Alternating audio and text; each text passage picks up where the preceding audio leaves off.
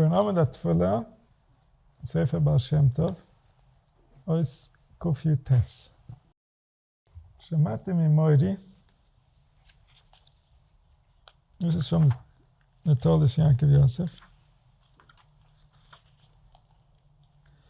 Shemati Mimoiri, Bebi Psuke Telem. Itfilos Aitir Lachato, Yibonov Yisoyme Vishte Almono, Yinakesh Neish Lechol HaSheloi. So David HaMelech is speaking about a person that has made himself the enemy of the unity. And so he says a person like that, any success that they have is going to result in calamity. It's going to result in more suffering on this planet. And so a person like that should be eliminated in a way that they can no longer do any damage. David HaMelech had very big enemies. Mostly enemies in the other nations, because he was the one that was going to war. And so obviously they didn't like him, but also in Klal Yisrael he had enemies. And he represented the divine will. He represented the ultimate truth that eventually we're going to return to when Mashiach ben David is going to liberate us. And so our entire Golus, all our prayers, everything that we invest spiritually is so that David HaMelech can return to teaching us the ways of the truth, to leading us in a way that aligns us with the truth. This is called Malchus Beis David. And so in every Shemona Esrei we have a prayer specifically for that. Esemach David Avdecha, Meherus Atzmiach.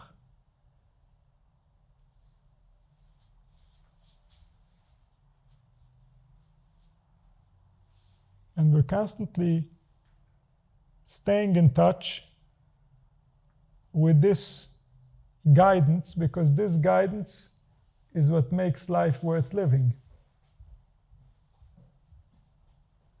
If, heaven forbid, someone is in conflict with this truth, then every day that he exists is causing him more suffering. And so this is the ultimate way of measuring whether life was worth living or wasn't worth living. And so therefore he says some very harsh things.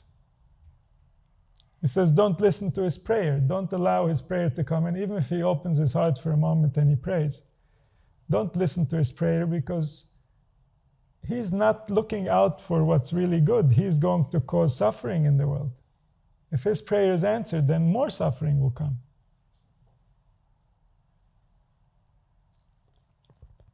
His children should be orphans and his wife should be a widow.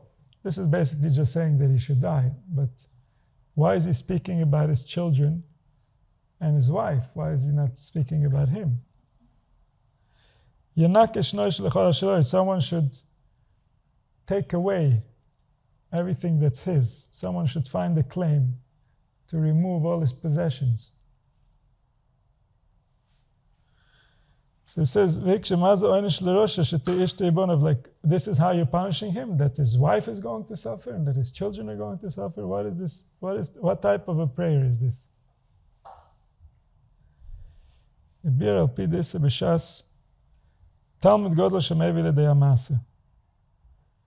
says in Kiddushin that learning is greater than action, because learning also brings to action.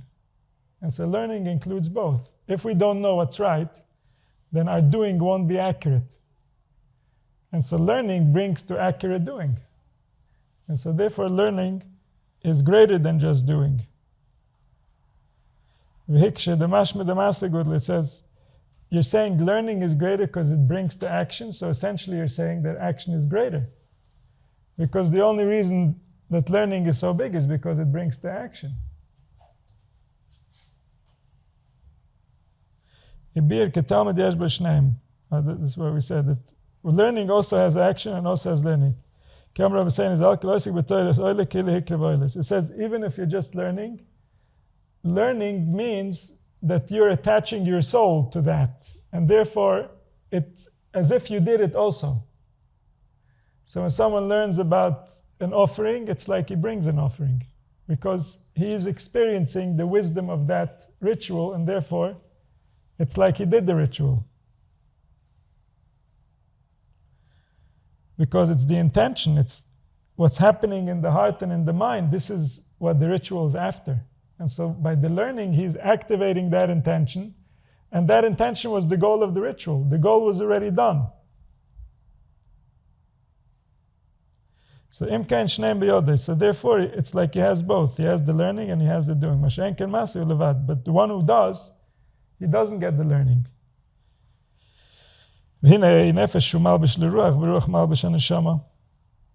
There's three levels of soul. The one that dwells within the body, within the blood, the one that feels, the one that is attached to the being that is physical. That's called the nefesh. That's the lowest level of soul.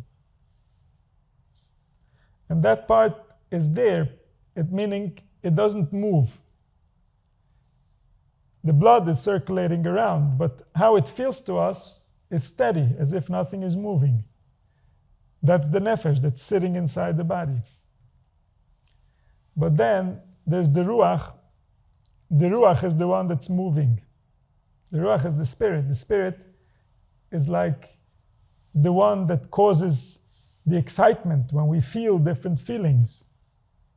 And when we think different thoughts at different pace, all that is part of the ruach that's coming through us. And then we have the neshama, the third part of the soul, the highest part of the soul. The neshama is the intelligence that only wants to know the truth. It's the one that created the body. It has a part of the truth. It has her half of the truth. And she is looking for her husband. She wants to know his part of the truth. She's lacking an explanation, and therefore her intelligence is incomplete. As long as she's in the body, her intelligence is incomplete, and she's trying to complete herself within the body. If she leaves the body, then her knowledge is complete. She knows herself. But if she's in the body, her knowledge is incomplete unless she can know it from within the mind, unless she can teach it to herself inside the body. Then she can be complete. And so she wants the truth. She wants to know how to be herself. And that's the neshama, that's the soul. That's the life force from where comes all the power to run the trillions of cells. And that power has a place in the heavens. It appears to us like it's here with us, but it's not here with us. It's somewhere else. With my body, I can tune into it, but it's not here in the body. It cannot reside in these dimensions. It cannot be seen. So how does it have an interaction with this world? Because the body is translating. The body is converting all the information that it receives from the eyes and from the ears and from all the senses and all the organs. It's converting all that to spiritual language in order for the neshama to be able to absorb it and to digest it. The body itself is the converter. That's why we have the body. In order to exist in a world that is in these dimensions, in the dimensions of matter, we need to have a body of matter that's going to translate to us what is going on in that world of matter. And so these are the three levels. The nefesh resides within the body. The ruach is constantly moving through the body. And the neshama, the intelligence that resides in the heavens, that is part of the throne of the one who designed life, of the intelligence that is all. The neshama can be a throne for him. He can be revealed through her if she knows how to tune into his truth. And this is what she's always looking for. This is her sole desire.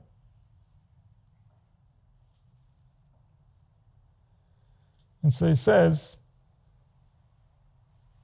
the nefesh is a malbush for the ruach. The nefesh is a clothing for the ruach.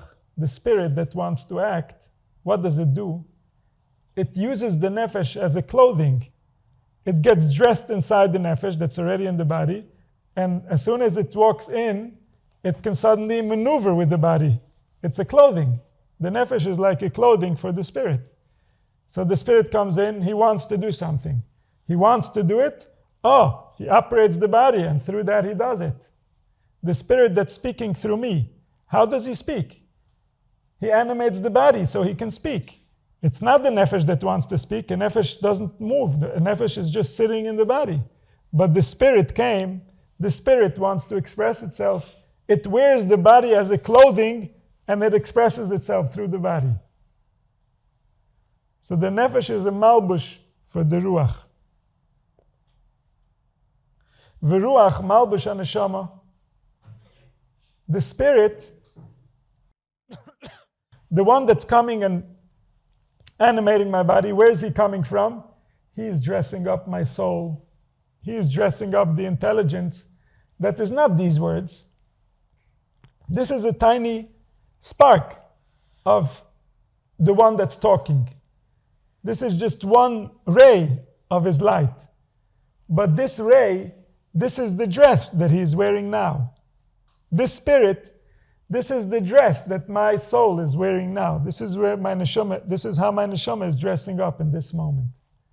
The intelligence that drives me, the intelligence that created me, the intelligence that became my body and became my heart and became my brain, is animating me through a spirit, and that's how I'm speaking. And so this spirit, who is he? He is a clothing of my neshama.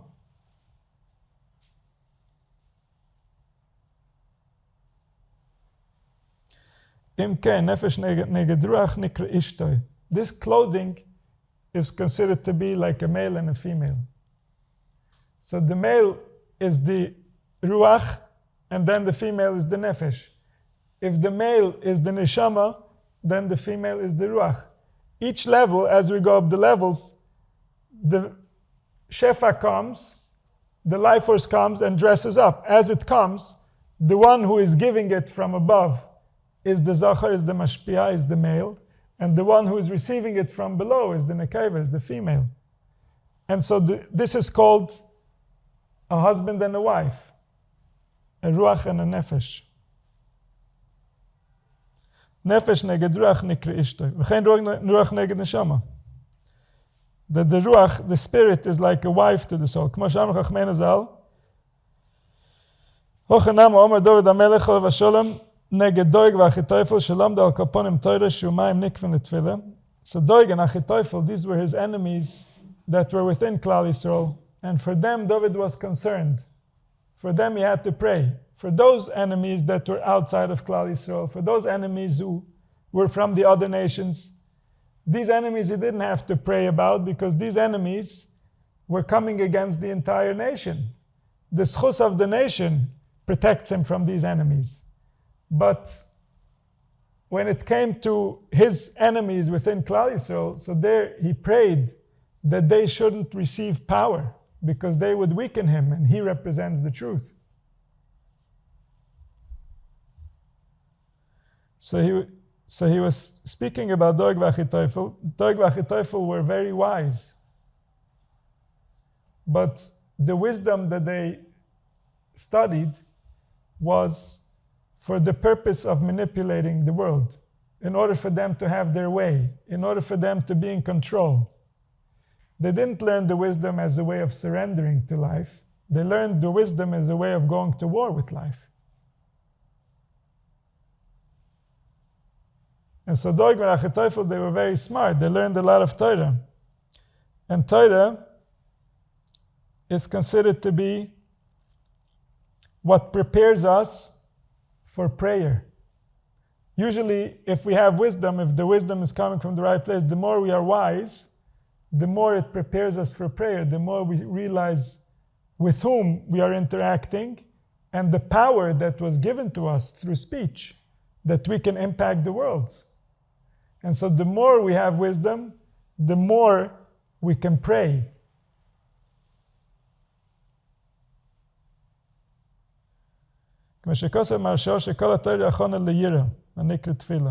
Rashi says all the learning, all of the wisdom that we are taught is so that we learn to respect, to have awe, to be afraid of violating what it is we are interacting with. This is the purpose, because this is what will contain our lower elements that don't have the sensitivities of knowing right from wrong. If we have the right realization of what we're interacting with, this will put everyone in place so they all work together to do what's right. If we're just doing what's right because we think it's the right thing to do, then parts of us will also think other things are the right things to do, or at least now, or at least for me, or at least. But then if we know that there's something that had every detail in mind that we are interacting with, so then even those parts will cooperate and say, this is the only good. We don't want to go anywhere else. We don't want to find any other good. We're good with this good. This is the only good. And so the more we learn wisdom, it's so that we recognize what we're interacting with. When we recognize what we're interacting with, then our heart opens in prayer.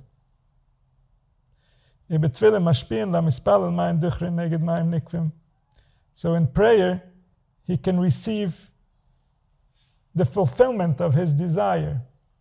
He desired to get closer to that infinite one that designed him. And through prayer, he can remove more of the veils that separate between him and the wisdom, and he can come closer to reality. So when he learns lishma, when he learns for the right intention, so then this gives him the desire for prayer, and then when he prays, his prayer gets fulfilled. If he learns for the wrong reasons, like these enemies of David, so if his learning is not right, his prayer is not right. So therefore, so he says that's the first thing that David says. He says his prayer will be wrong. Why will his prayer be wrong? Because his learning is wrong. He doesn't understand the real nature of the relationship. So therefore his prayer is going to be off. If you don't understand what prayer means, it's going to be very hard for you to even focus on your words, because the heart is not open, the heart is not leading. And so automatically, in the middle of the prayer, other important things might appear in the mind. So it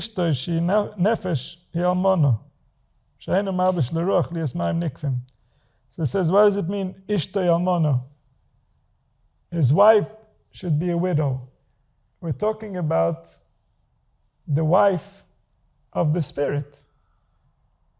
The wife of the spirit is the soul that resides in the body.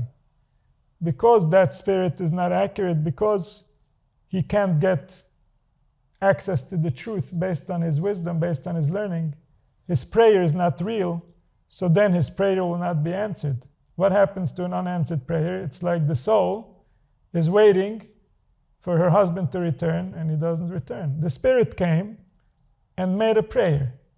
Now this spirit is supposed to return with an answer to the prayer. But then in this case, this soul is going to be a widow. The spirit came and will never return.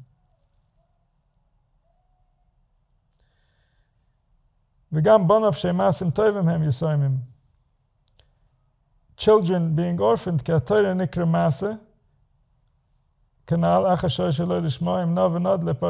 says all his actions, everything that he did that could have been already good, because he learned wrong, his intentions are wrong. If his intentions are wrong, his actions are like children that have no father. There was no soul in that action.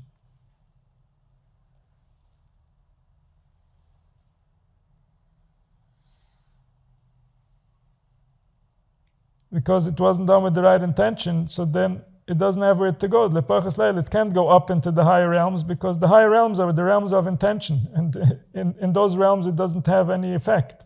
And so it stays in the lower realms and it doesn't have anywhere to go. They're like orphans. What does it mean that someone should claim all that's his?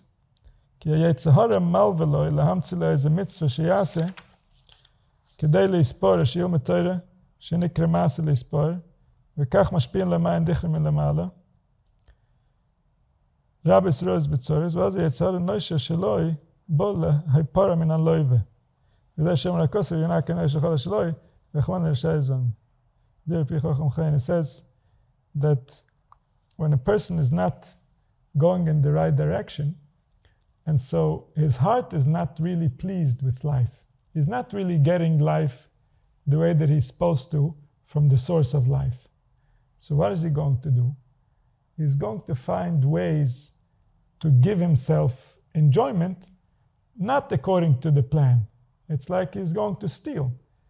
And so he says, the evil inclination, she will lend to people pleasure, enjoyment, so that they can continue in the bad ways. If the evil inclination could not lend it, then everyone will right away realize, hey, if I'm not attached to life, if my heart is not in it, then I can't enjoy myself. I have to find out what's with my heart.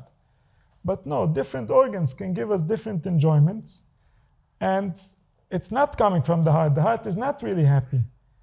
But we are taking a loan from the evil inclination. The evil inclination is allowing us to enjoy its benefits so that we can continue in those ways. And so it says, then what happens? Everything that he has, he owes to the evil inclination. He borrowed so much pleasure, and now he needs to repay all that pleasure because the heart, in the meantime, got very offended. The truth did not really align with that heart. And so now he's going to come with his claim and take away all the good that that soul deserved.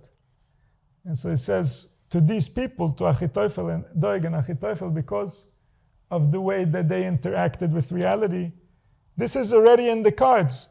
It's not that he is saying this should happen to them. He is pointing out that because of their behavior, because of how they misunderstood reality, because of them being in conflict with reality, being in conflict with him as he represents reality, so now this is just going to be the natural result of their predicament.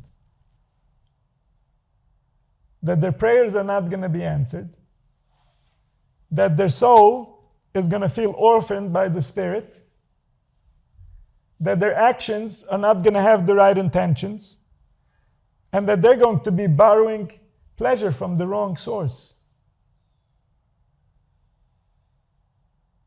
And so therefore, in order for us to be able to have our soul the way that it's supposed to be, all the parts aligning with each other, we have to learn how to surrender to the Malchus Beis David. Whatever the Malchus Beis David is, whatever that truth is, whatever our nature is, this is what we're trying to surrender to. Then the spirit will be an accurate spirit.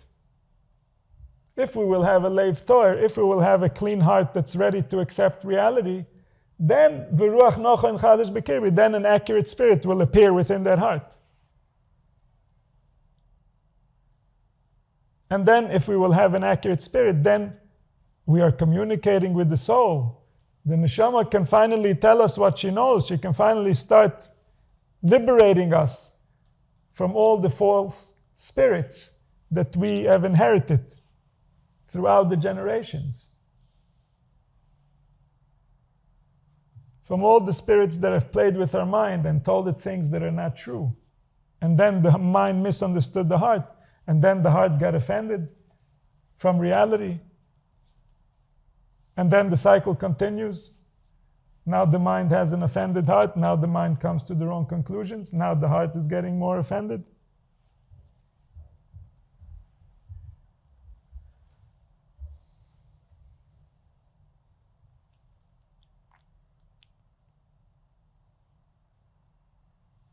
And so only when we come back to the Malchus Beis David, only if we come back to that truth, that was running humanity when that truth was known.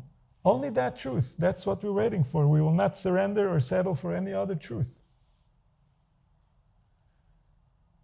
It's not about us. We can desire to surrender to it all we want. We can be ready to bow and to give ourselves over and to do it all day and all night and to obsess over it. It will help us nothing because the organs already have their nature.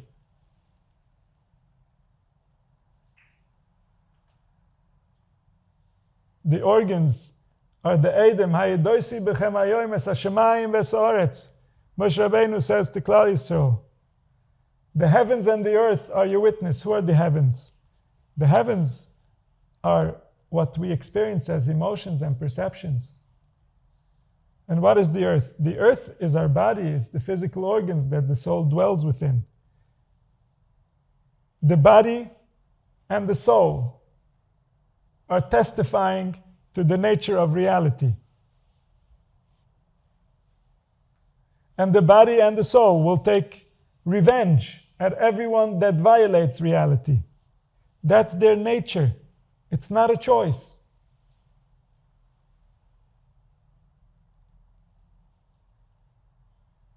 We see if someone does a physical violation to the body, what happens to the body. There's no place for compassion or for mercy. If someone does something that doesn't allow the body physically to own the space that it's living on, then the soul will have to leave. There's no negotiating with the body. There's just a nature. He is testifying to his nature. Each organ is testifying to its nature. And we have to comply with that. That's the Malchus. That's the kingdom. The kingdom is, like this it's going to be. And that's how it's going to be. That's how it is. That's how it has been. Many have denied how it is. Many have fought all their life to say that it's different. And yet it stayed just as it was. It will not change for anyone.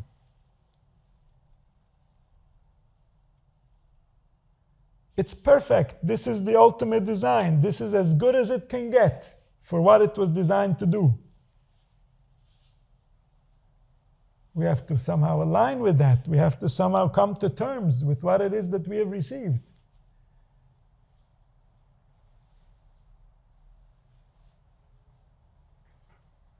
And that's called the Malchus Beis David. That's what we're going to return to when people are going to return to sanity.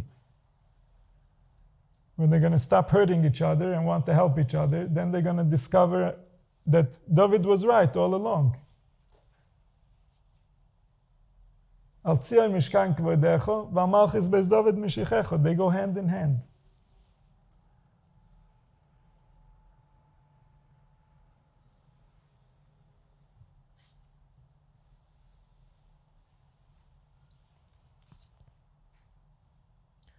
Ois Kof Chof.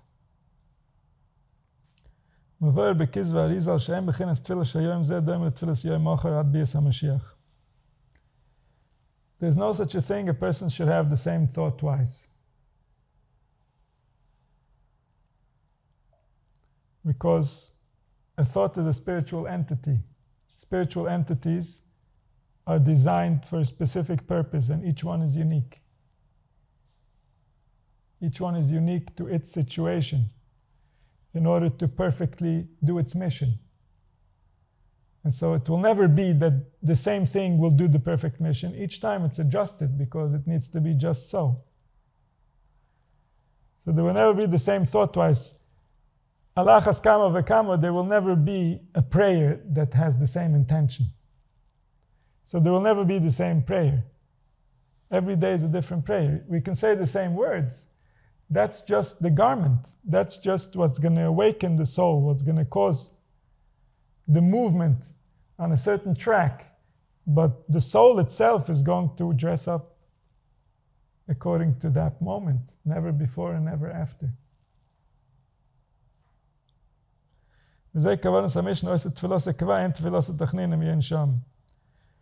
If your prayer is the same every day, then you've never prayed. because the soul is never the same. One day it will be more, one day it will be less, one day it will be happy, one day it will be sad. If it's always the same, then you're just robotically reciting. That's not prayer. The heart is never the same. ושמעתי בשם מורי מויפס על זה מן המחשוב הזה שבו נודע באמצע תפילה מסויד השבירה ורפח מצויצין שצורך אודם לברר בכל יום.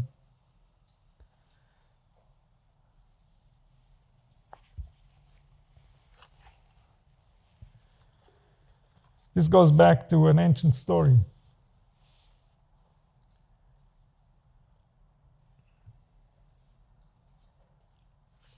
And this has to do with the reason for everything that's taking place, for why we're even here, what we're trying to accomplish.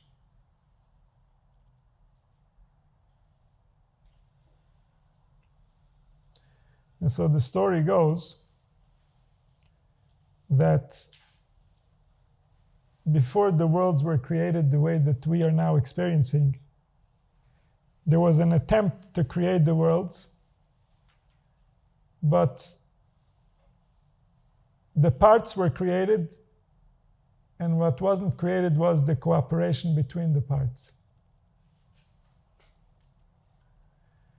And because there was no cooperation between the parts, each part wanted to be in charge of all the other parts.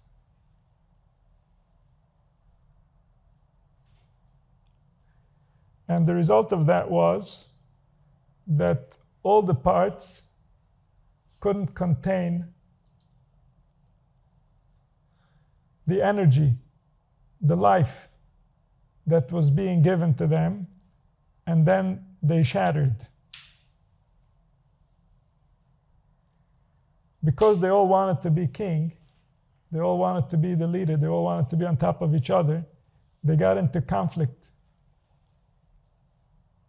with reality, and they shattered. And then came the worlds that we are now experiencing, and these worlds were designed to clean up whatever went wrong in that attempt.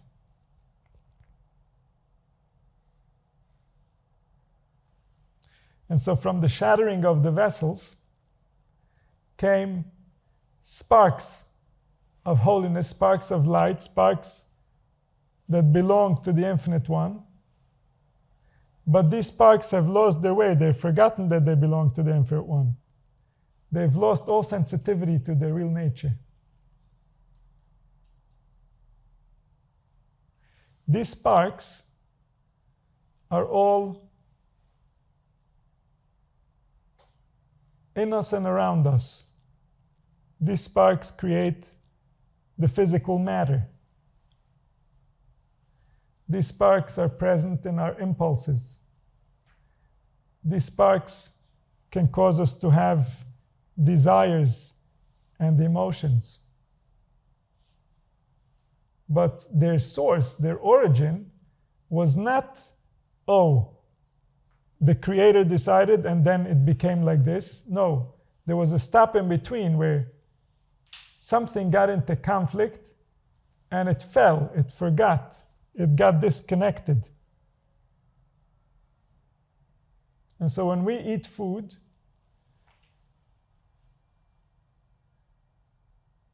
our equipment, our body, our organs know how to separate the digestible from the indigestible.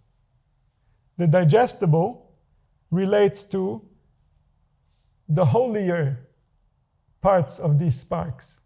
The indigestible is the lower parts of these sparks. Parts of these sparks can be liberated, parts of these sparks are not liberatable.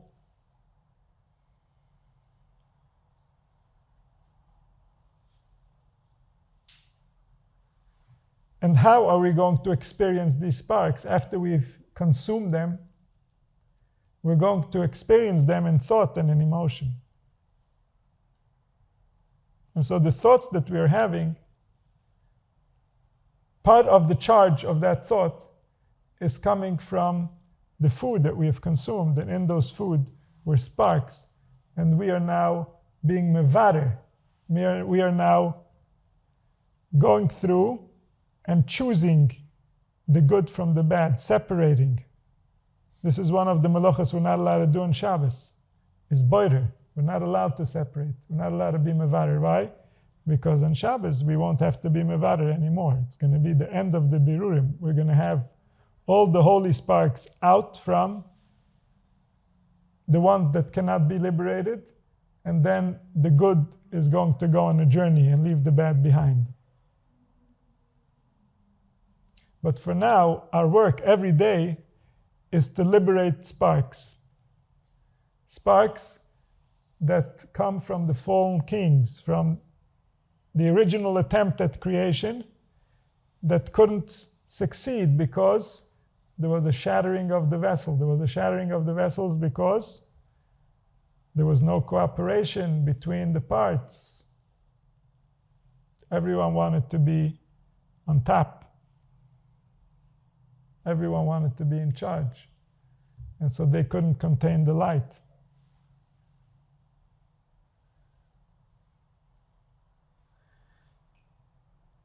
And so, when a person is having thoughts during his prayer, he's praying, and then suddenly comes a thought that has nothing to do with prayer. Who sent that thought? Where did it come from? This has to do with the ancient kings, the shattering of the vessels.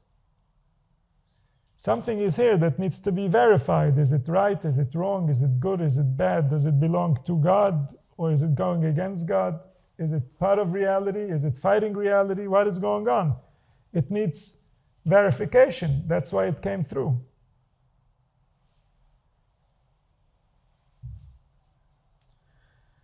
So he says,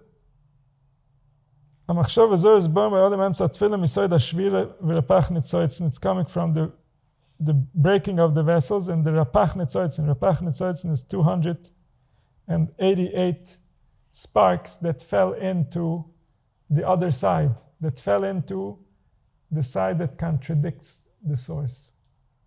And these were very high level lights that fell. These lights that fell, these sparks that fell, were higher than all the worlds, in a way, that came after. All the worlds that came after came in order to save these. And so they are the purpose of the mission, is to save the sparks that fell into the other side, that came into conflict with the source. And so this world is called a dark world. It's dark because here the particles are not yet conscious. This is why the body is the way that it is. The body can do terrible things. If the spirit awakens and tells the body to do terrible things, the body will do terrible things because the body is not conscious. And so the soul comes into the body. The soul is from the new worlds that are coming to save the sparks. She comes into the body in order to save the body, in order to save the animal soul. This is the mission of the divine soul in this world, is to save the animal soul. She saves the animal soul if she helps him to be mevarer, good from bad, to make sure that he doesn't consume evil, that he doesn't consume bad, that he doesn't consume what's against the source, because everything that's against the source is going to be annihilated. So if the animal soul doesn't have the guidance of the divine soul, the animal soul will get into conflict with reality and then be annihilated. But if the divine soul can save the animal soul, the divine soul can teach it how to be mevarer, how to distinguish the good from the bad, and then the animal soul and the divine soul remain intact for the world to come. And so, every day a person gets his portion of what he needs to be mevarer. What does he have to go through in order to cleanse the world from evil? The ancient evil, the evil that was here before we came into existence. They're coming to him because he has now inherited the state of the world, and now he is in charge of cleaning the world, of cleansing the world from the misconceptions, the ancient misconceptions, that creation separated somehow from the original will of the Creator.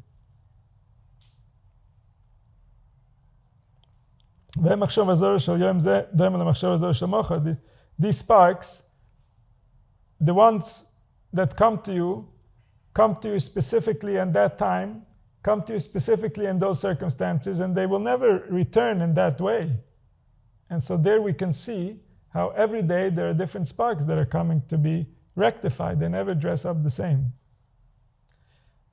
Whoever pays attention to this will immediately realize that it's so, that it's different spirits coming for rectification every day.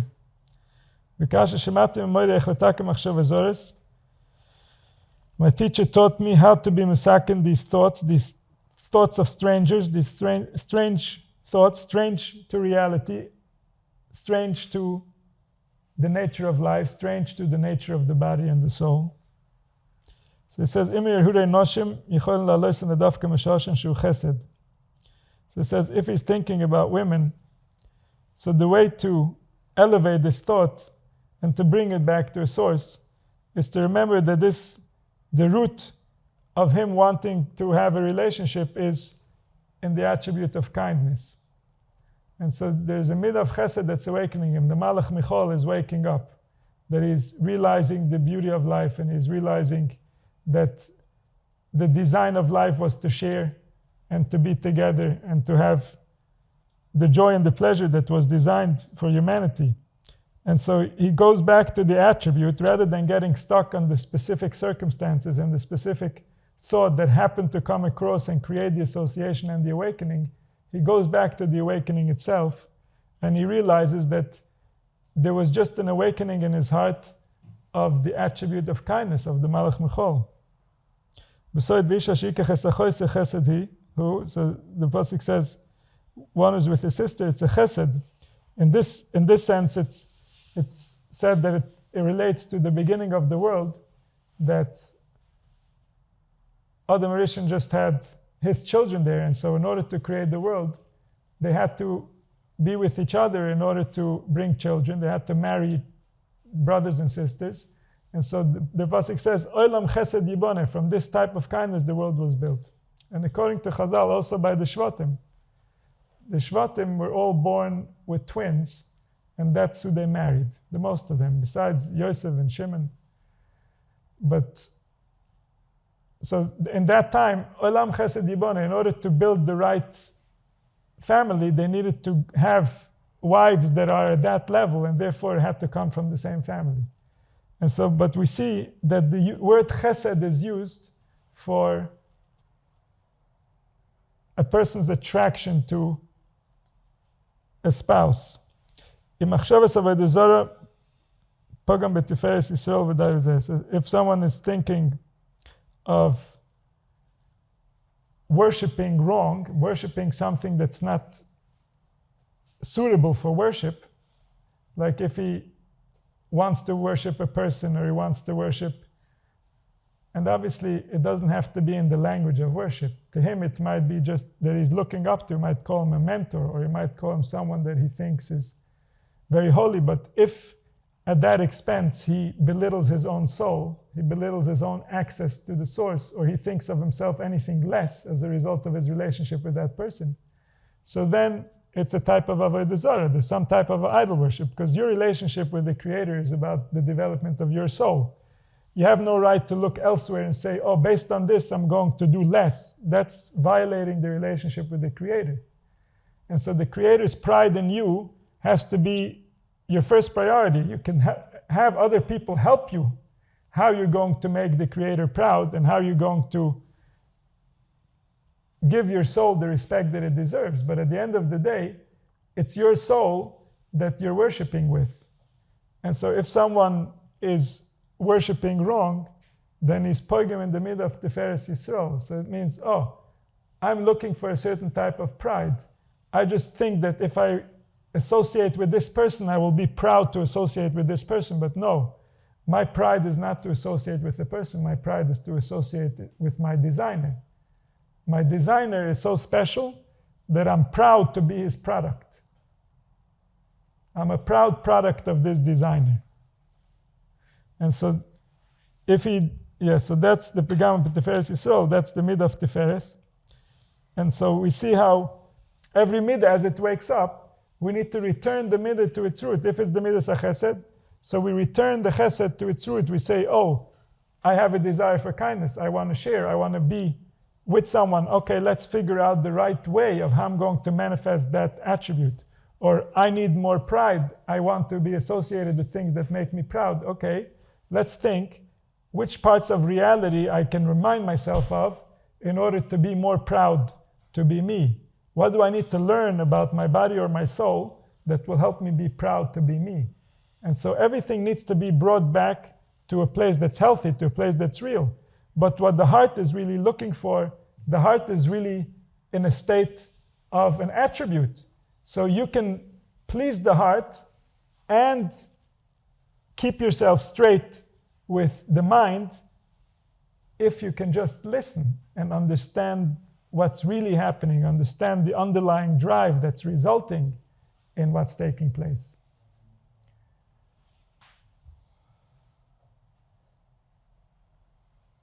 And so through that, he returns the spark of soul. He returns that spirit. The spirit was a spark of a soul. It was dressing up. It came out. It wanted something. It wanted to do something to make something happen.